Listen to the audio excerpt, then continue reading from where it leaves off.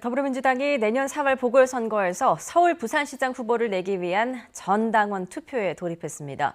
국민의힘은 대국민 약속을 파기하는 뻔뻔한 행위라고 강하게 비판하고 있는 가운데 보궐선거전이 벌써부터 본격화하는 모습입니다. 국회로 가보겠습니다. 우철희 기자. 네, 국회입니다. 민주당의 전당원 투표 지금 시작됐습니까?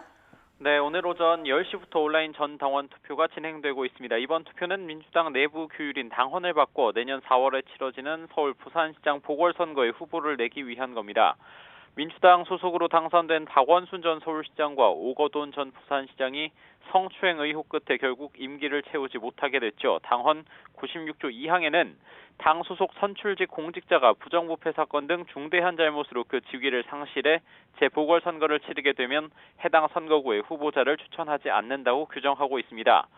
이 때문에 서울 부산시장 후보를 낼 수 없게 되자 당헌에 전 당원 투표로 달리 정할 수 있다 이런 문구를 붙여서 후보를 내겠다는 겁니다.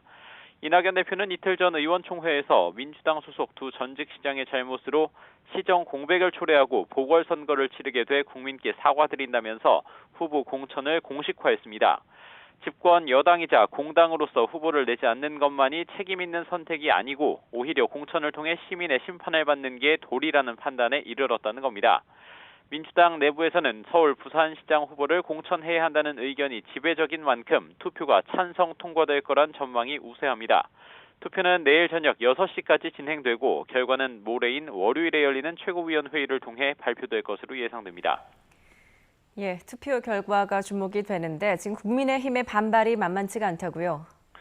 네, 보궐선거의 규칙 사유가 있는 민주당이 당의 헌법을 바꿔서까지 후보 공천 수순에 들어간 상황에서 국민의힘도 가만히 두고 볼 수는 없는 입장입니다.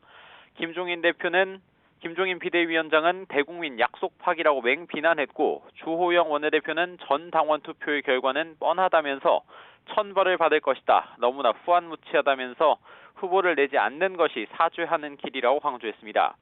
이와 함께 민주당이 바꾸려는 당헌이 문재인 대통령이 당 대표 시절 정치적 명운을 걸고 만든 정치 혁신안이라면서 약속을 밥 먹듯이 뒤집는다고 역공을 가하고 있습니다.